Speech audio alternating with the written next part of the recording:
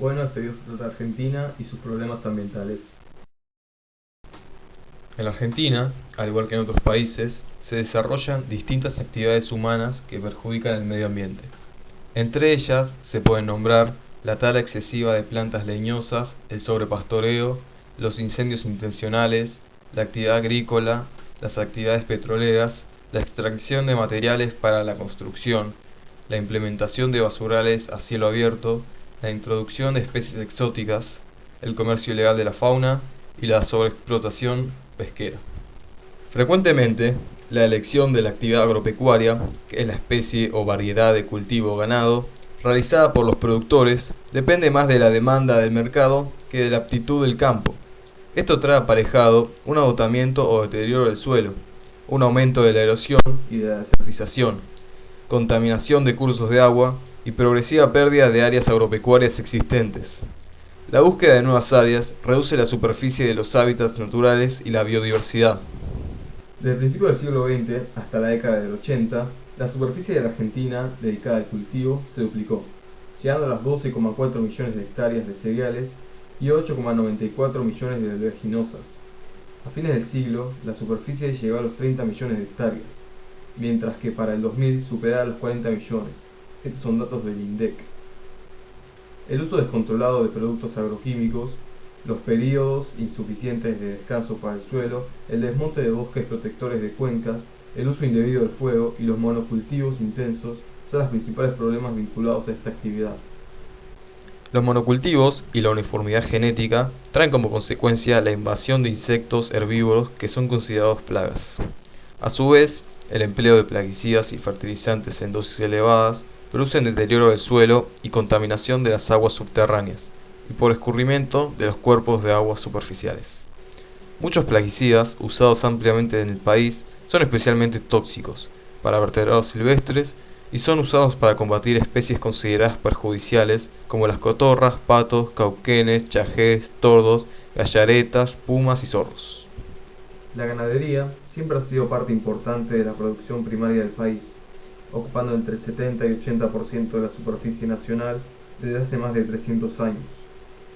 En el 2000 había 49 millones de bovinos. Los problemas vinculados a esta actividad se producen por la deficiente evaluación de las capacidades de carga animal, el precario control sanitario, la escasa o nula rotación de potreros y el paso de ganado fuera de los establecimientos ganaderos. El sobrepastoreo, en cambio, en las zonas desérticas, se ve agravado por aplicación de modelos agrícolas y ganaderos, creados en otros climas y otras latitudes.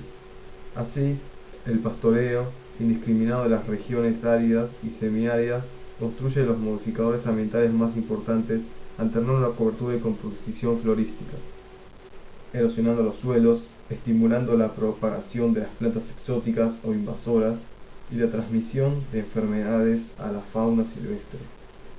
La erosión y compactación de los suelos por el ganado conlleva una pérdida de estos suelos y de la biodiversidad. La contaminación ambiental en Argentina es consecuencia de un aumento gradual de la población urbana y el desarrollo industrial en un marco de legislación inadecuada y un déficit de infraestructura sanitaria y tratamiento de desperdicios. La contaminación puede ocasionar enfermedades o muerte de personas, plantas y animales, ya sea directa o indirectamente. Otros problemas que puede causar la contaminación es la minimización del poder biodegradación de las aguas, la destrucción de los hábitats naturales y la reducción de las áreas potencialmente aptas para la producción o recreación y el deterioro de los suelos y aguas aptas para el consumo de riego. La contaminación del aire y el ruido constituyen un problema de las grandes ciudades. Este problema se agrava debido a que el sistema legal está más dirigido a penalizar que a prevenir y corregir. Las principales fuentes de la contaminación son las emisiones del transporte automotor y de las industrias, así como las calefacciones y los incendios forestales. La combustión de carbón, el aceite, el gas y la nafta producen el smog, que es una mezcla de polvo, hollín, dióxido de azufre, monóxido de carbono, hidrocarburos y óxidos de nitrógeno. Estos gases eliminados a la atmósfera pueden ser causantes de enfermedades, especialmente las relacionadas con el sistema respiratorio y nervioso, produciendo en este último disminuciones en la percepción visual, habilidad manual y capacidades de aprendizaje. El manejo de los recursos naturales implica el conocimiento de información básica previa. Sin embargo, la definición de cupos, lugares y temporadas de caza, así como la determinación de especies protegidas o prejudiciales, son realizadas con una fuerte dosis de subjetividad y precarios conocimientos de base. A ello se le suma el escaso control y las bajas exigencias para habilitar guías de caza. Las principales causas de pérdida de diversidad son la modificación y pérdida de hábitats producida por el avance de las fronteras agrícolas ganaderas que produce desmontes sobre pastoreo, contaminación de agua, suelo y aire, monocultivos, etc. y el avance de la urbanización, de la construcción de grandes obras, etc. El cambio climático global, que está relacionado con el efecto invernadero y sus consecuencias ambientales, y la introducción de especies exóticas, que compiten con la fauna nativa, le transmiten sus enfermedades, alteran el ecosistema, etc. Debido a la magnitud del comercio legal e ilegal de fauna silvestre, Argentina fue en la década del 80 uno de los 4 países del mundo con mayores problemas de tráfico de fauna. La falta de conocimiento de la biología de las especies y del estado de las poblaciones y su dinámica ocasionó fuertes reducciones en el número de muchos animales como el guanaco, lagartos, zorros, ñandúes, gatos, silvestres, boas, etc. El uso de la fauna silvestre como recurso natural potencialmente renovable es una de las actividades más factibles y siempre y cuando se utilice un manejo racional que implique estudios biológicos previos, instalación de criaderos, la correcta aplicación de leyes sanitarias y comerciales.